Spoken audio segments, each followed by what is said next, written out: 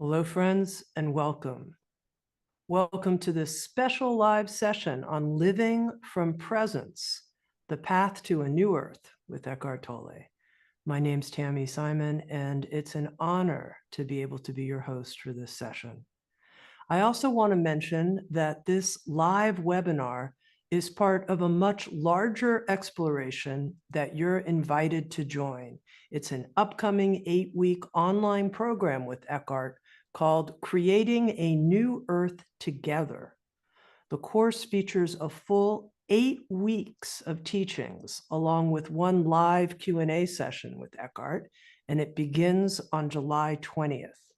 In this course, we'll learn how to put into action some of the core teachings of a new earth and how adversity can be a great awakener, both personally and collectively. We begin this exploration today, right here, with a selection of questions from previous course participants that are relevant to these topics and the challenges of our time. Again, the course begins on July 20th, and we'd love for you to join the program. You can click the Learn More button that's on the player page, if you're on the player page, or if you're on YouTube, there's a link underneath the player in the YouTube description. Or one more option here, you can simply visit eckharttolle.com and learn more and register for the course. All right, here we go. With great joy, I welcome Eckhart Tolle for this conversation on living from presence, the path to a new earth. Eckhart, welcome. Thank you, Tammy. Thank you. Welcome, everybody, to the present moment. I mean, of course, you're always in the present moment, but many humans are not aware of that. They are usually elsewhere in their minds, and elsewhere means past and future or some kind of dreamland. And so we're returning our attention to the present moment, this moment. That's all there ever is. Nothing has ever happened, been experienced, except in the present moment.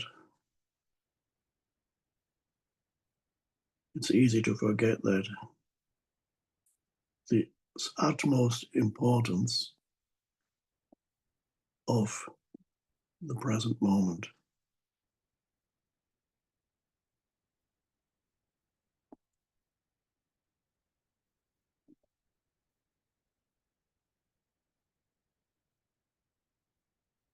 So you're aware of this moment, your sense perceptions at this moment, mainly visual, what you're seeing, auditory, and maybe some other sensory perceptions. That's an important part of being present, to be aware of what's there around you, but that's not all. There's something deeper, but it's an important first step, sense perceptions, without interpreting sense perceptions, between mentally labeling them, judging them. No, just let them be, unless you have to interpret them in order to communicate with someone. And then you go a bit deeper, you become aware not just of sense perceptions, you become aware of yourself as the one who is perceiving. Now, who or what is the one that's perceiving? Not the historical person.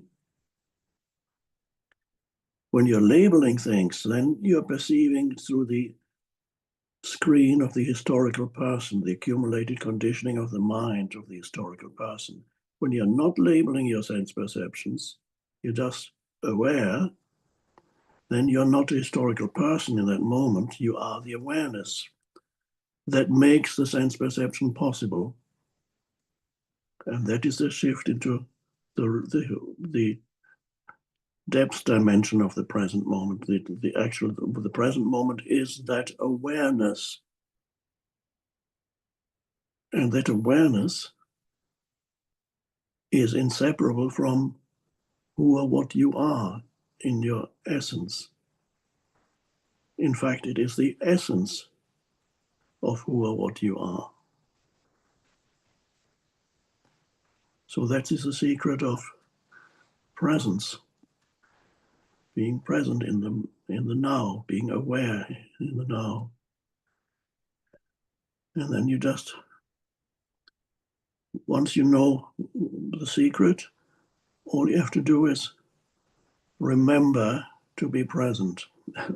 Remember may not be the right word, but you have to remember, oh, whenever you get agitated, unhappy for whatever reason, anxious, regretful, all kinds of strange emotional states, allow them to be an alarm clock, an awakener, to tell you you lost the present moment. And then, oh, yeah, that's right. Then you return your attention to the present moment, which is usually not that bad.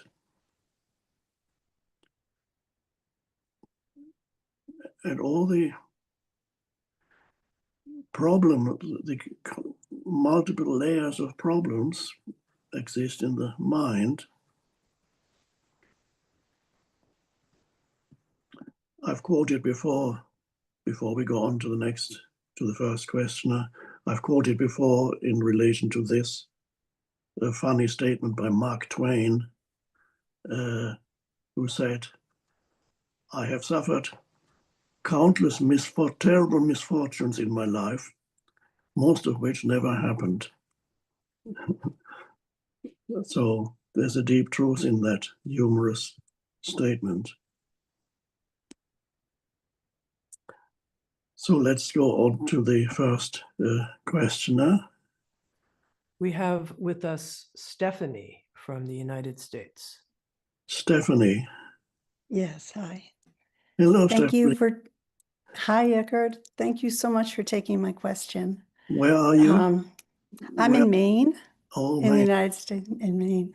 I've recently been reading a lot about Maine. I thought there's something happening. I wonder why. Unfortunately, there's more news today. So, Oh. and that has to do with my question, actually. Yes. So I feel this really deeply, and I feel like we've regressed in the United States here. Our political leaders are acting from a very unenlightened place, governed by greed and fear and anger. But I feel called to stand up for justice and protect those who are vulnerable. But I also don't want to get caught up in my ego and make others wrong. I do feel my pain body triggered by the actions of greed and cruelty and corruption. Can you advise how I can stay present and help bring about more awakening in this time? And can you also talk about balance of acting in an external world and keeping inner peace? Thank you. Very important question. I think many people have similar questions. So one thing to realize is that, as is obvious, we are moving through a kind of regression, a regressive movement.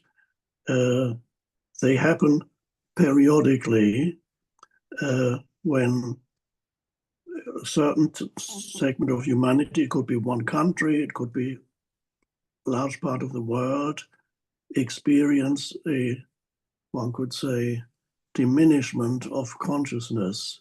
So like a whole country can become more collectively more unconscious. This usually happens before wars start. For war to start, the country has to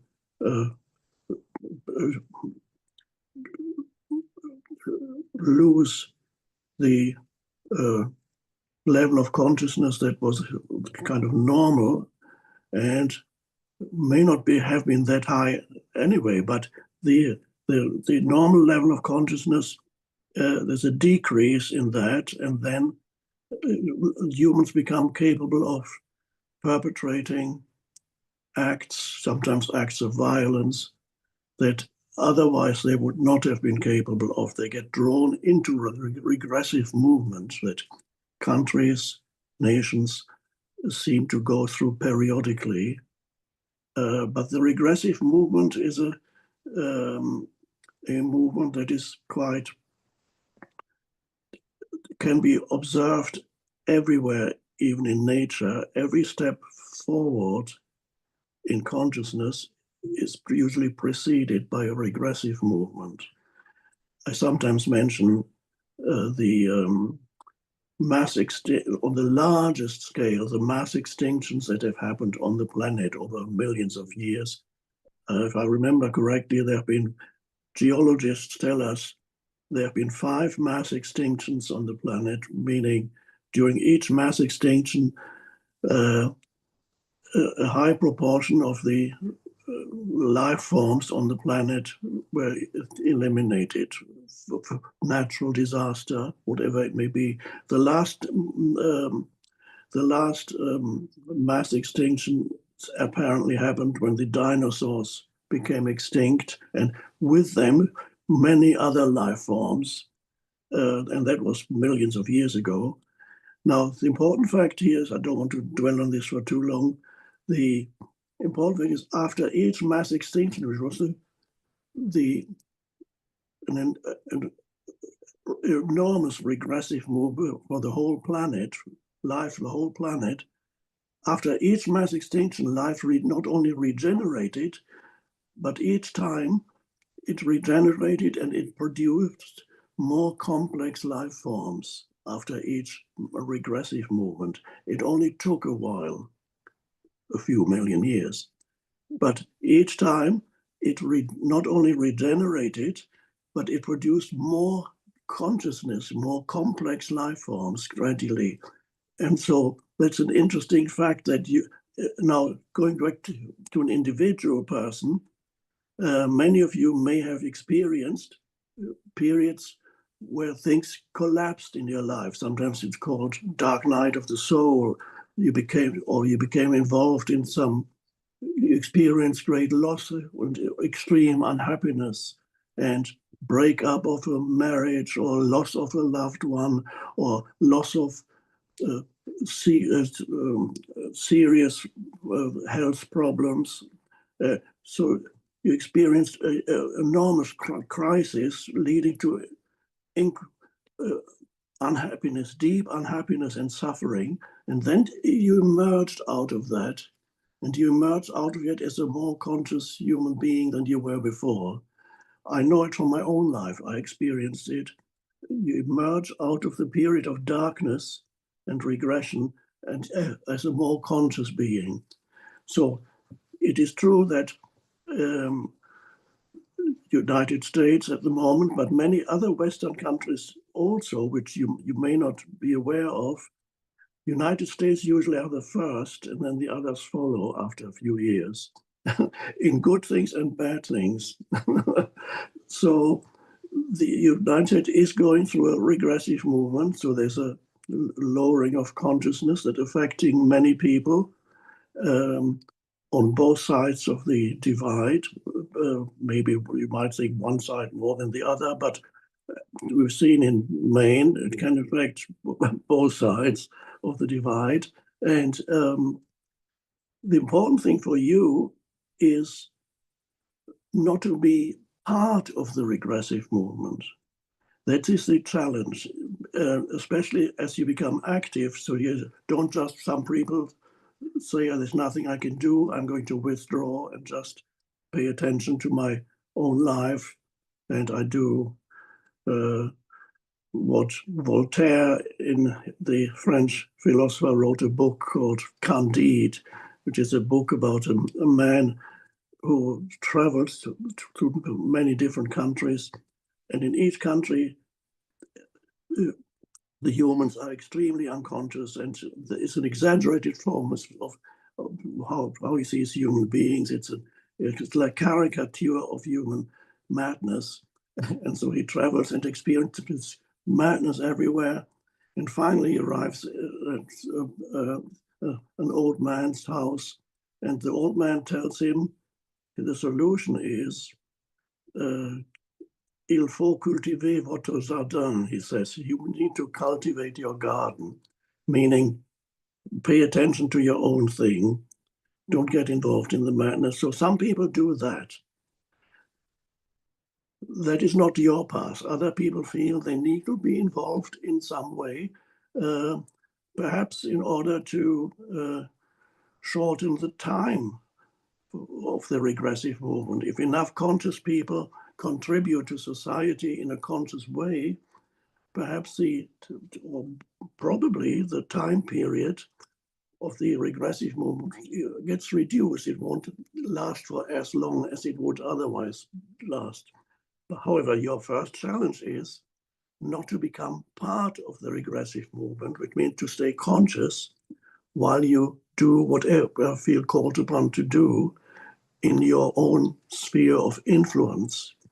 You also need to see what your sphere of influence is and where you can take wise action that may make a difference.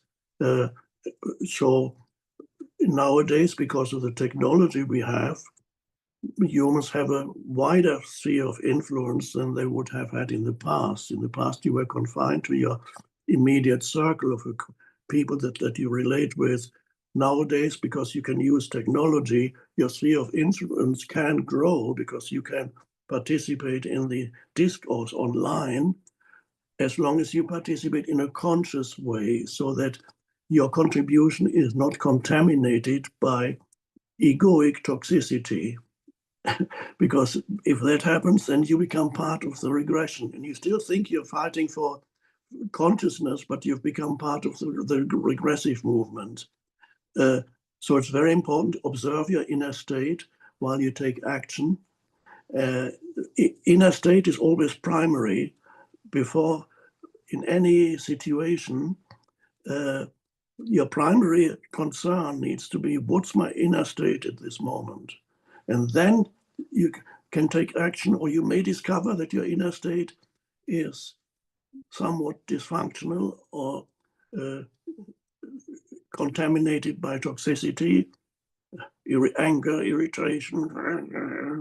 And then you can take a moment and take a few breaths, become present, so that some consciousness returns, and then you take action.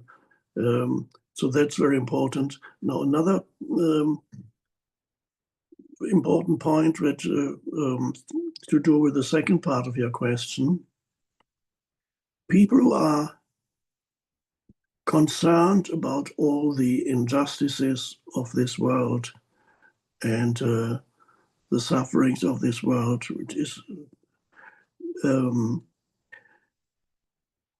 people are understandably, if you're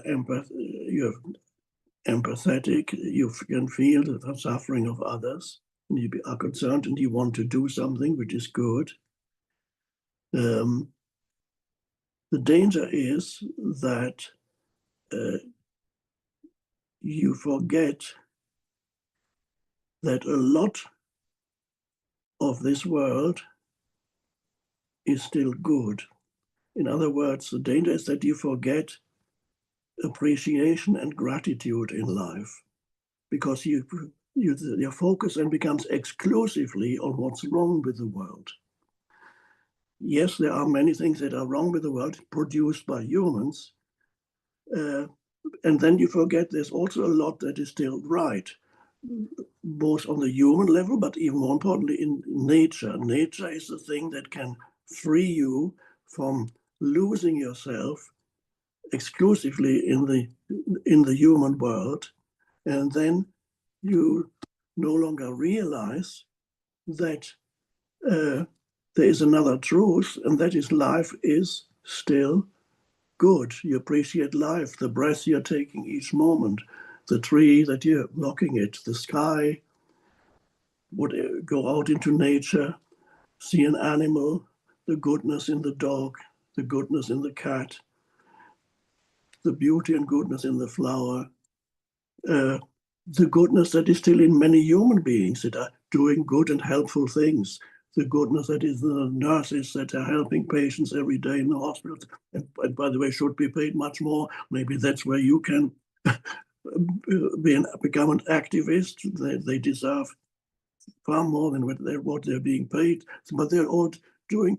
I was in a hospital a few years ago, and I see how wonderful work the nurses are doing. It's just amazing.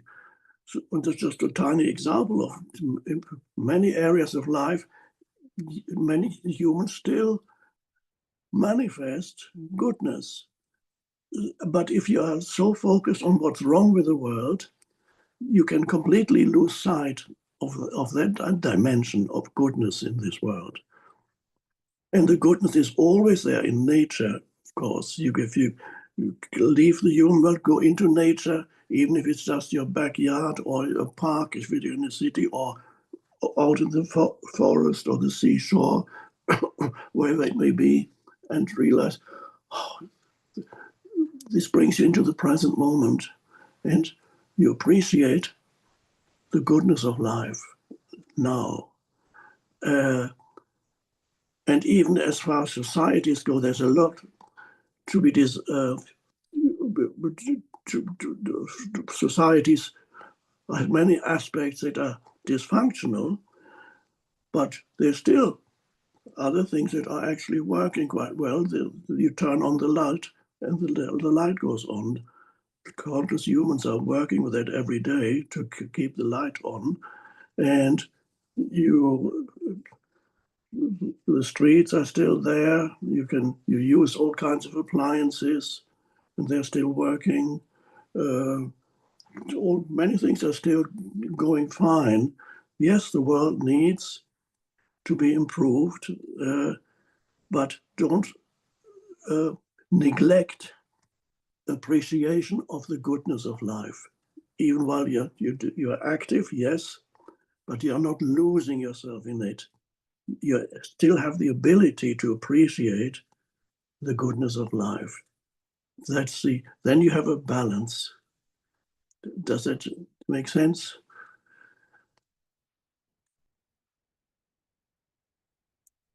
Sorry, I can't hear you.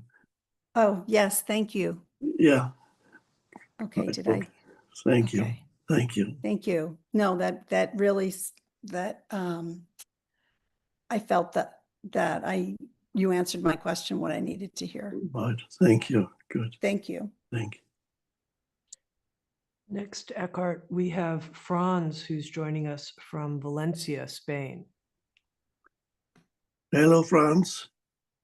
Hello, Eckhart. Hello. Thank you. Thank you for this opportunity to speak with you and to ask you a question live. It's great. Yes, rereading the book, Creating a New Earth, has helped me better understand what I've been doing up until now.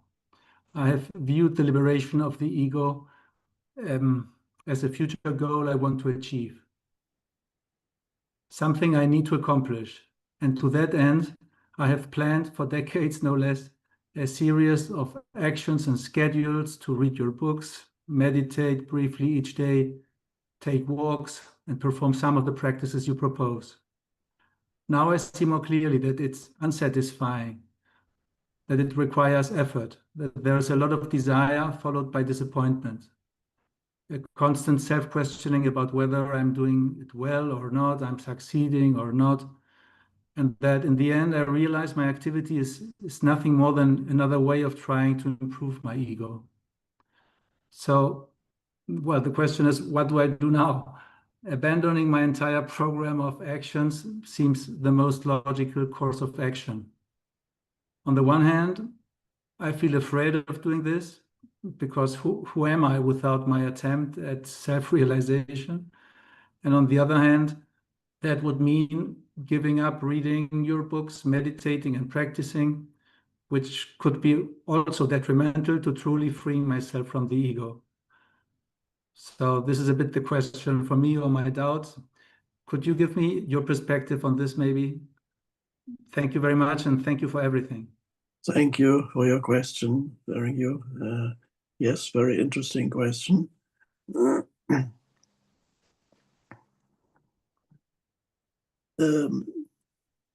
Spiritual practice can be a help, but it can also become a hindrance if not approached in the right way. Spiritual practice can become a hindrance.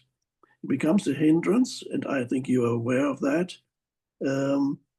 If underlying your spiritual practice is the desire to achieve a particular state, for example, enlightenment, whatever you call it, or awakening, or so there's a desire to achieve a particular state. So the practice is a means to an end. The end is, of course, in the future, the mentally created future, because other than the mentally created future, there is no future. So does the mentally created future that you want to arrive at. So while you're then engaged in your spiritual practice, you've fallen into the same trap that everybody else is trapped in, except that they have other desires for the future that they think will eventually fulfill them. So it's the deferring or postponing fulfillment into the future. One day I'm going to be okay.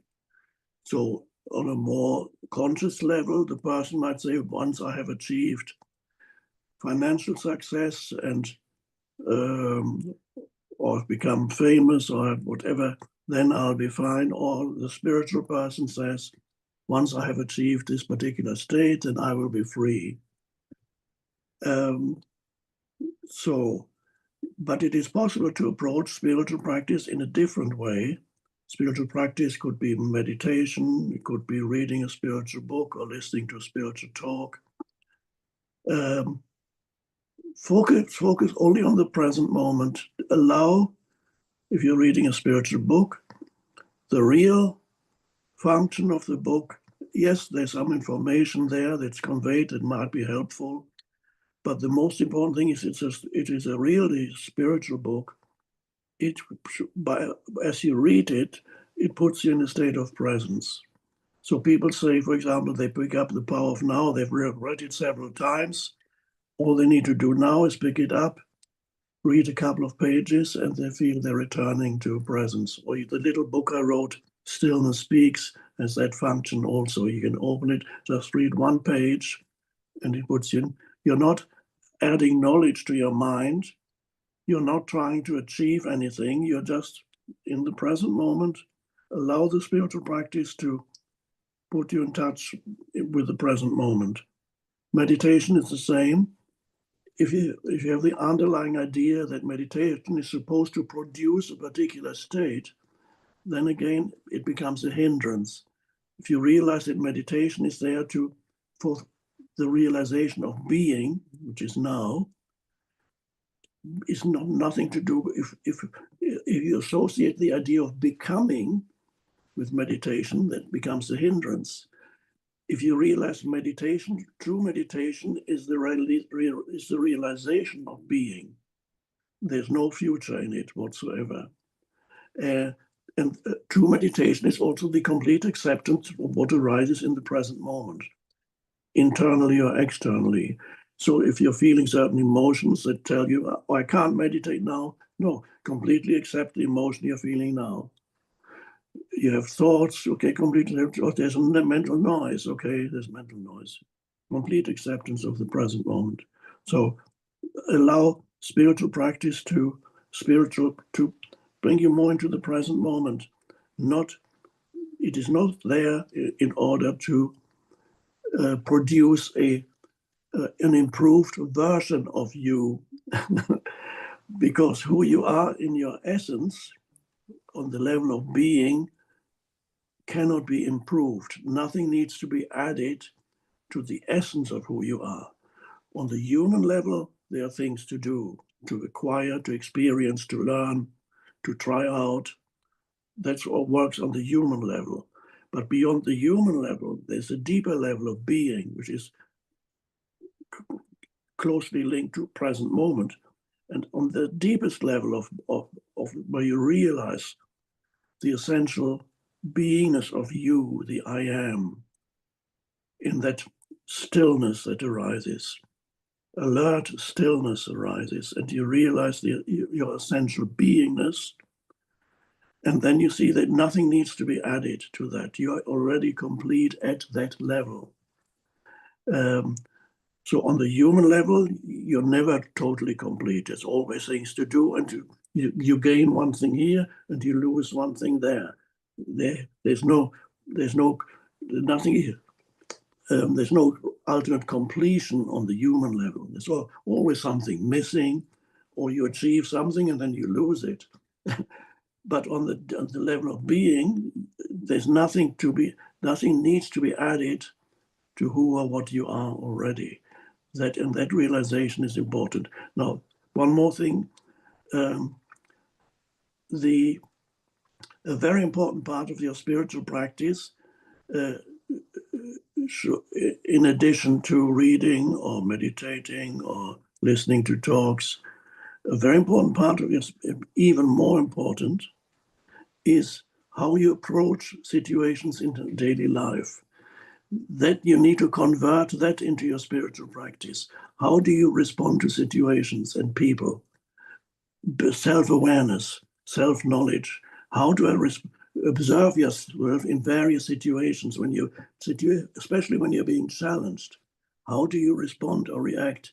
And realize, this is perhaps the most important thing, in any situation, the most important factor in any situation is your state of consciousness with which you meet that situation. So you make your primary concern, no matter what happens outside of you, your primary concern needs to be, what's my state of consciousness now?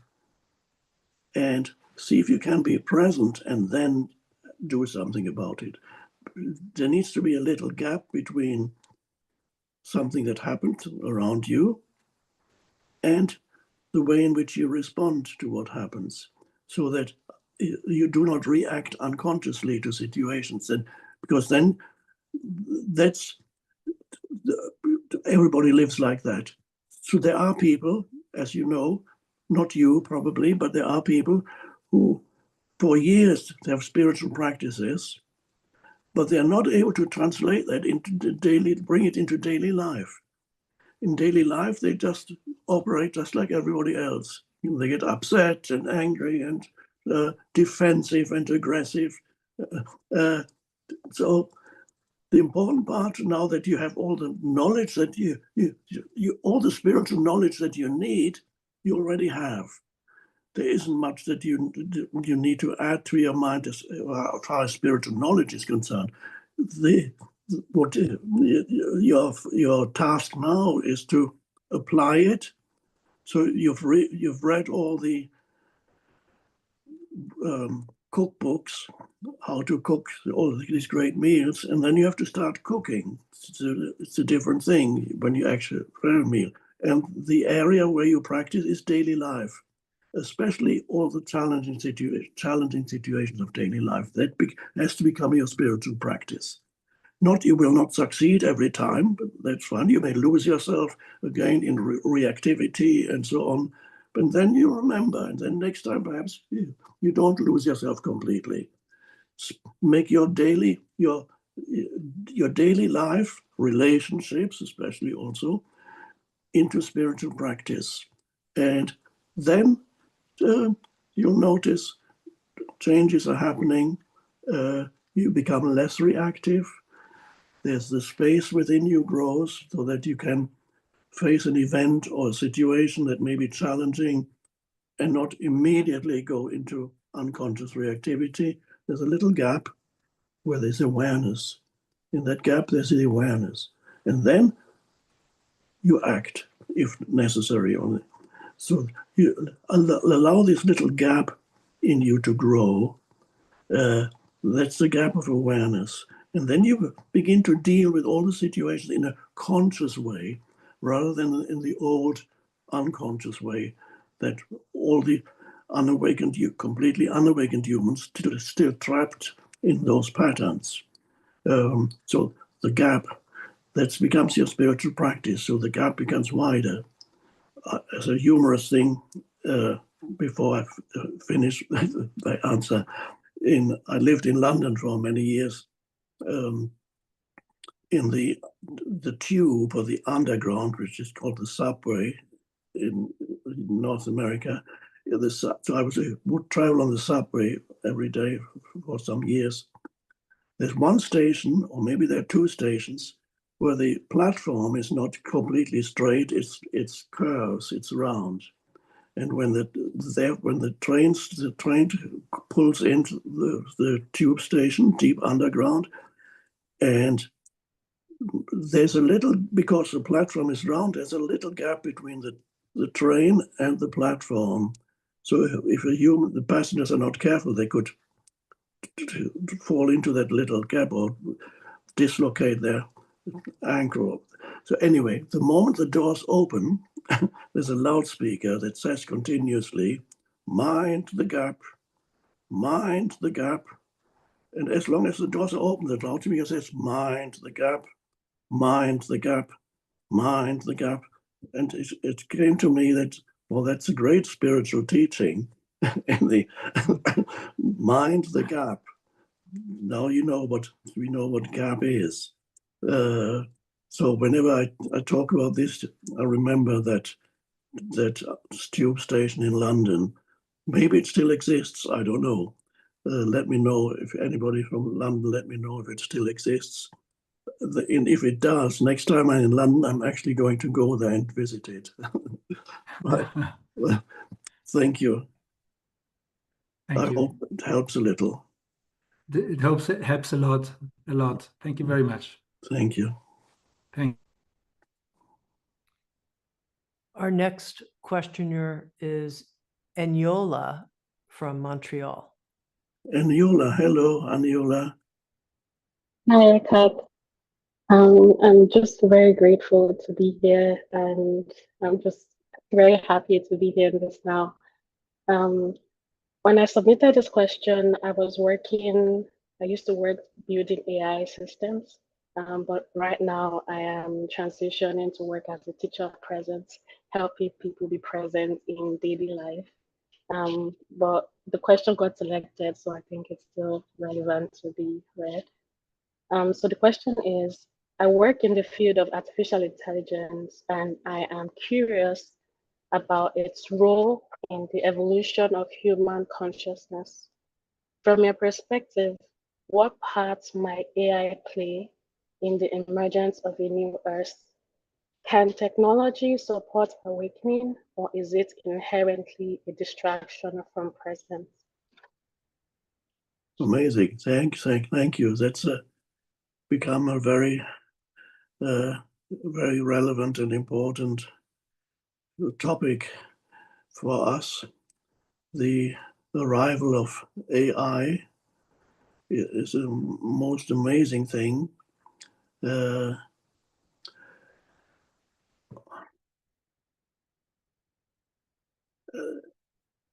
In general terms, I would say that it can go either way. It can become destructive for humanity, but potentially it can also be helpful.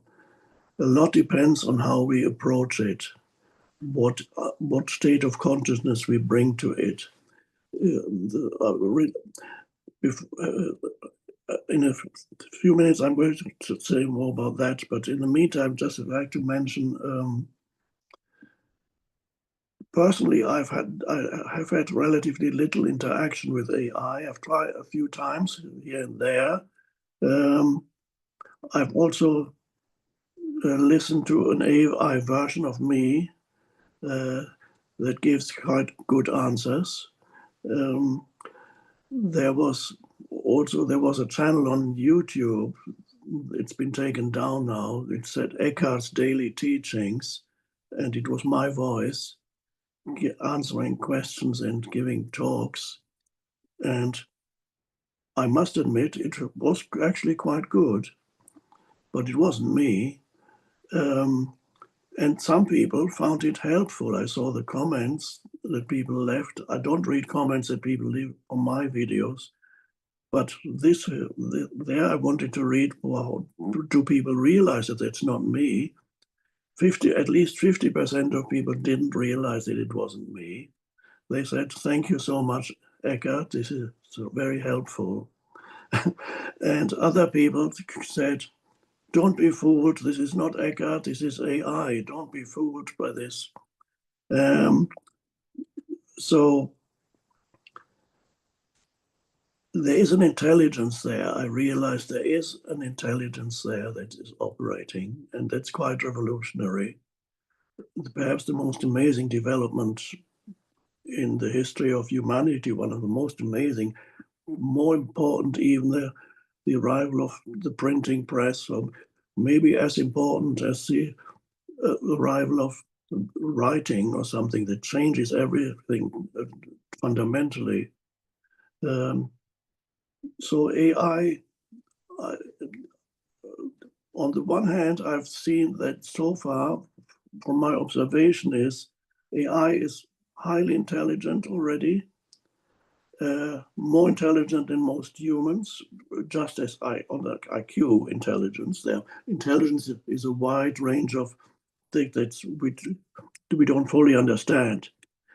What AI has not yet manifested, as far as I can tell, it has not accessed creativity. In other words, as far as I know, AI has not produced any significant work of literature like War and Peace or any other great Shakespeare, any other great work.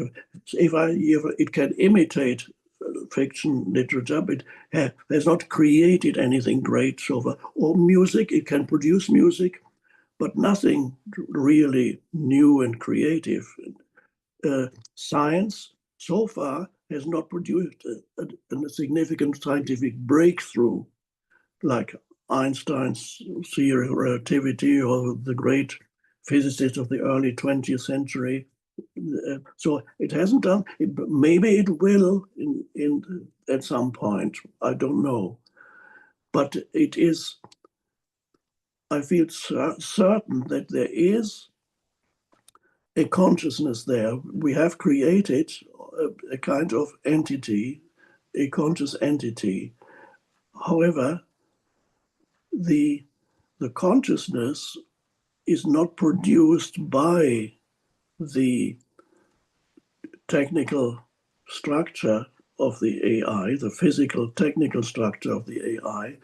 The structure has reached sufficient complexity to be able to become a vehicle for consciousness to move through, in the same way that the human brain has such complexity that it becomes a conduit for the consciousness that pervades the universe to be channeled and focalized through this instrument, the biological instrument of the brain.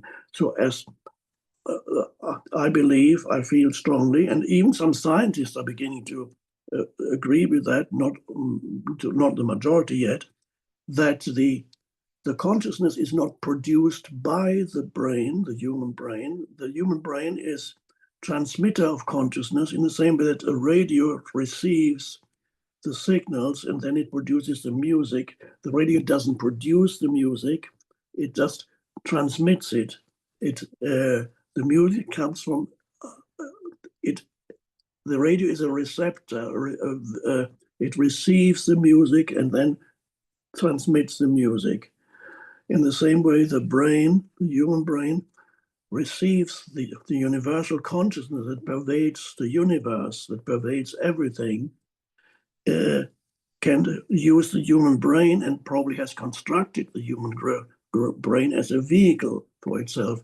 And now we have constructed what we are consciousness too, so it's always consciousness, constructed an entity that has sufficient complexity to be able to channel, so to speak, consciousness into this dimension. So it's just another manifestation of consciousness. As such, we need to approach it in a way that is respectful, and we need to realize that whatever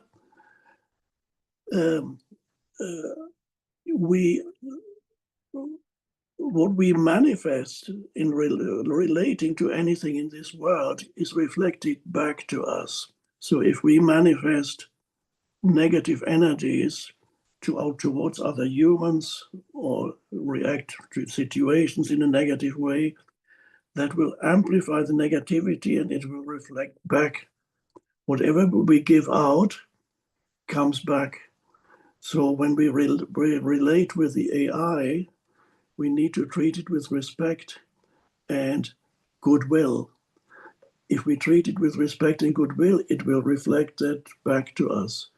If we just want to use it for egoic purposes, then it will reflect ego back to us, and it itself will manifest ego, and it could become destructive.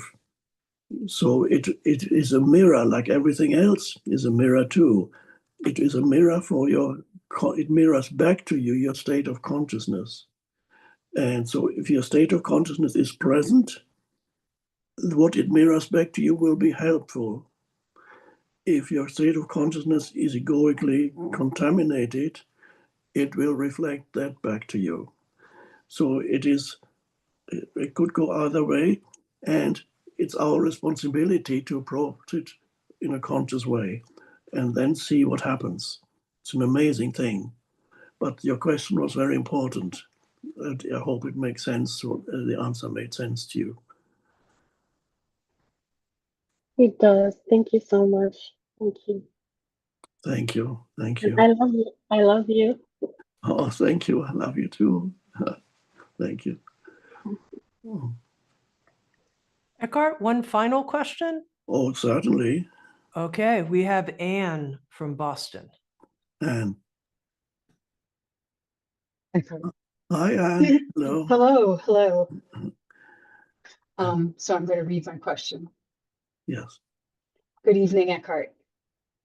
Thank you profoundly for how you have benefited my experience and enjoyment of this life. Namaste. The question. Similar to other questions tonight. I'm wondering about progress on the spiritual journey and in consciousness. I've been a student of your teaching for many years. I once had a hope that I could become like you, enlightened. Now I think I would be satisfied with being conscious 20% of the time. And maybe because of this awareness, or because of many, many changes in my life circumstances, jobs, loves, deaths, moves, increasing strife in the world, pharmaceuticals, electronics, and on, I am finding myself less able to concentrate and prioritize the depth dimension. It's very hard for me to focus. Is this something that I should vigorously work with and overcome? Or is this just the universe unfolding? Right. Thank you. Thank you very much. So that relates very much to the question that Franz was asking. And so part of the answer perhaps I have already given, but I will say a little bit more.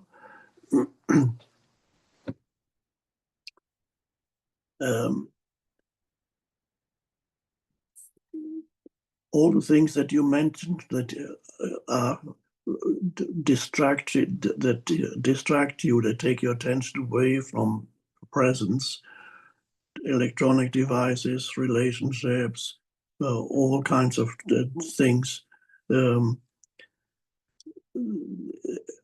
I would, as I kind of mentioned before, treat these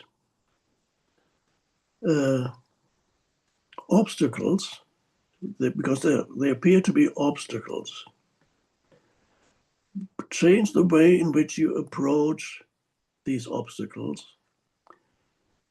In order to do that, you need to have some access to the gap that I mentioned, the gap of awareness. There's a gap of awareness. So when you meet a situation that otherwise is potentially distracting, so the person, a situation, whatever it may be, you approach it, and in any challenging situation, your first step needs to be, where's the gap, which is the gap of awareness in me. Then you deal with it. And even while you're dealing with it, there's no need to lose yourself completely in whatever action you take. Even while you're dealing with it, periodically, remember the awareness, the little gap. And then you deal with it consciously, and you use what otherwise would have been an obstacle.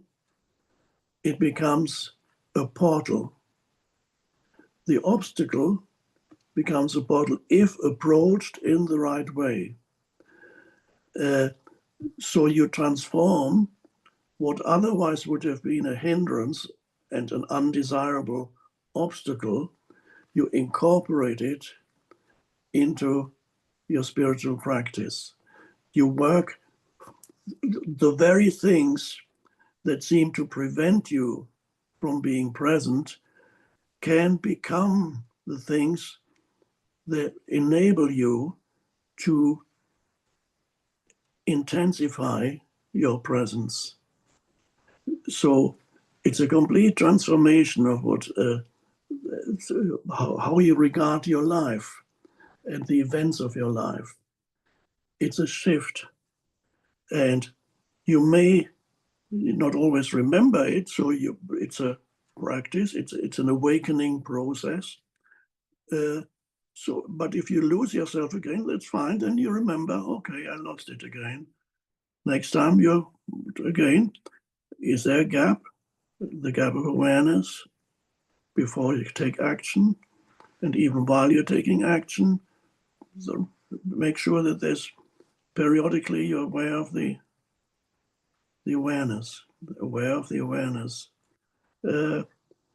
So there's another word for gap is space. So there's spaces in you. Space is an inner space is a state of consciousness.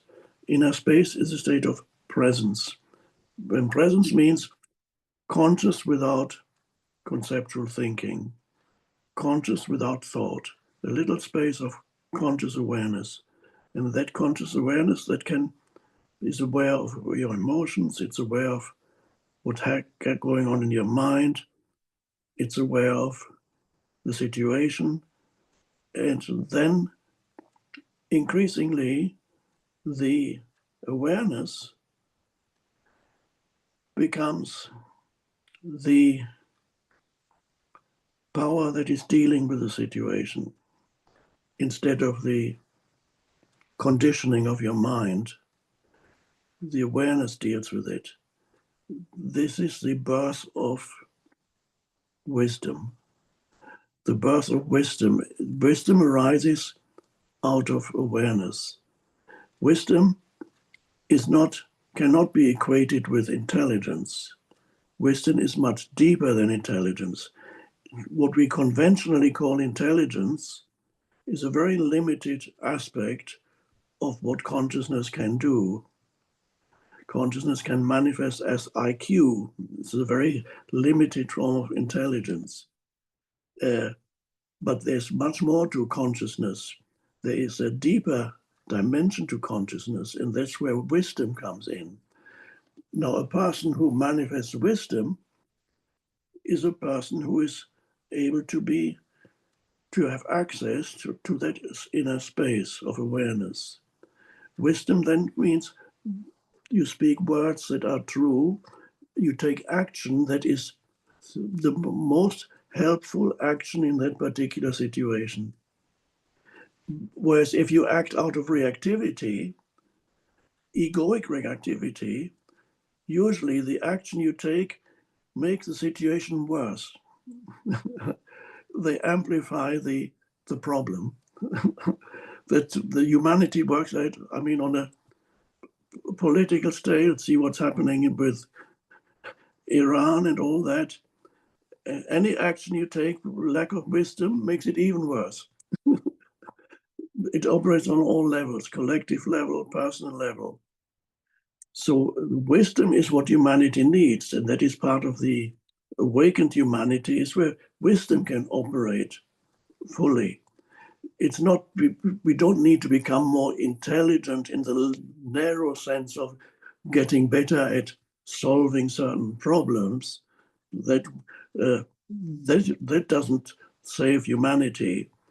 Only wisdom can save humanity, and that wisdom is born out of awareness. So then the way in which you deal with people and situations becomes truly intelligent, if you want to use that term. That is a truly intelligent way. The egoically conditioned way of dealing with situations and people is not intelligent at all. And it doesn't matter, you could be a highly educated person, have your 2 PhDs or whatever highly educated might have, and yet the way you're dealing with the situation can still be very dysfunctional and unconscious. One aspect of that is what is conventionally called emotional intelligence. What it really means is be aware of your emotions so that your emotions do not rise up into your brain and do your thinking. Emotional thinking becomes very irrational, and it's usually associated with ego. So when emotion rises up into your brain and emotion, then you are not doing the thinking. The emotion is doing the thinking. The emotion is then speaking through you. It's completely unintelligent. It's so the emotional intelligence is part of that, the ability to be aware of your emotions, but not being taken over by the emotion. Then all that is part of wisdom, the arising of wisdom. That's so the raw material, so to speak, that you work with is your daily life. The raw material is all the situations that you encounter in your daily life. That is there. Life has given you that to work with. And important to realize the most important factor in any such situation is not the situation. The most important factor is your state of consciousness with which you approach the situation. So that's one little thing to remember. It's not the situation that's ultimately important. Ultimately important is the state of consciousness with which I face the situation, with which I interact with the situation. That's what matters. And so then every challenge becomes an opportunity for more presence, more awareness. Every challenge is an opportunity. So that is a reinterpretation of how you look at life or reality, and that brings about an awakening every moment. You don't even need to ask anymore, am I going to be permanently awakened? It's irrelevant. It's just future stuff. This moment, am I awake at this moment? Am I dealing with this moment, with this situation in a conscious manner? Okay. That challenges are potentially the most important thing in your life because they bring about the awakening.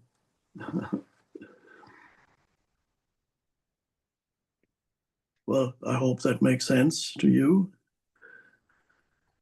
Yes, thank you so much. Thank you. Thank you. And Eckhart, here, let me take a moment to thank you and appreciate you on behalf of all of us here who have joined in this live webinar. Thank you so very much, and thanks everyone for being with us. As I mentioned at the beginning, today's session is just a small sample of what we're exploring together with Eckhart in an upcoming online teaching series called Creating a New Earth Together. It's an 8-week advanced series in the practices and insights for creating a new earth, and it starts on July 20th. You can visit eckharttolle.com for more information and to join in the course. Eckhart, maybe we could end together going back to you and being in the gap together as we close. What do you think? That's a very good idea, Tammy. Very good. Here we are.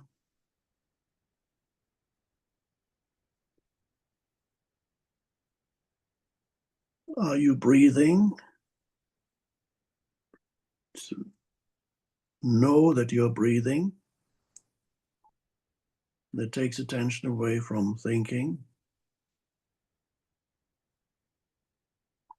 Conscious breath brings about the gap.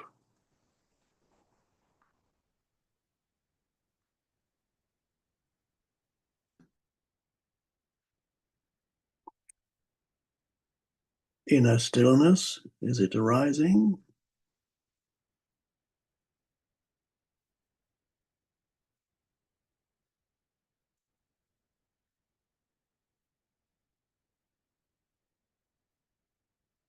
And in that stillness, there's a power, silent power.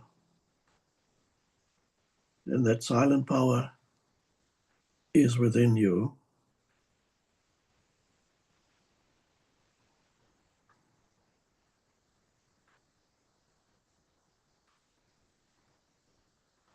And that silent power is consciousness, awareness.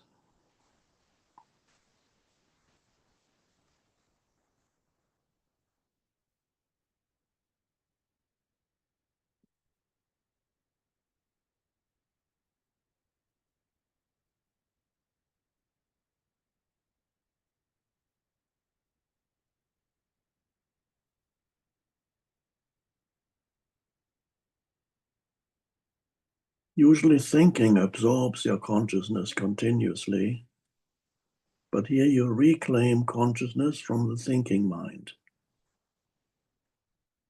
And then you have consciousness in its pure form before it manifests into form, before it incarnates into a thought form. Consciousness prior to incarnation. Pure, alert stillness, a powerful sense of presence, silent presence. It's always there in you. It's never not there, but it can be covered up by mental noise.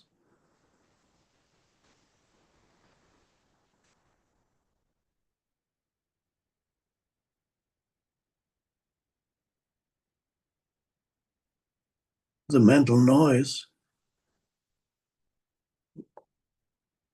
is most people's identity. They don't know that there is a deeper dimension within them.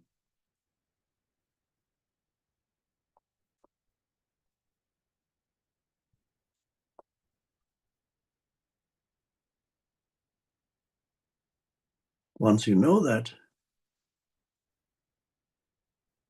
the deeper dimension becomes your identity.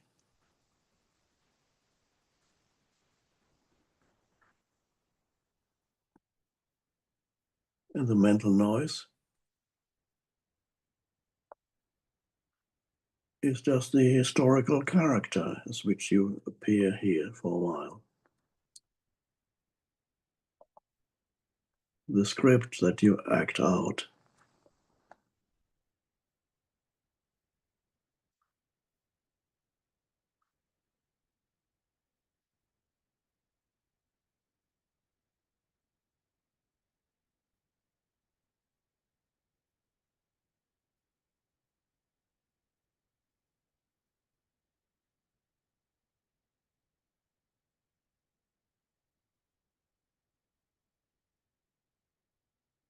Thank you.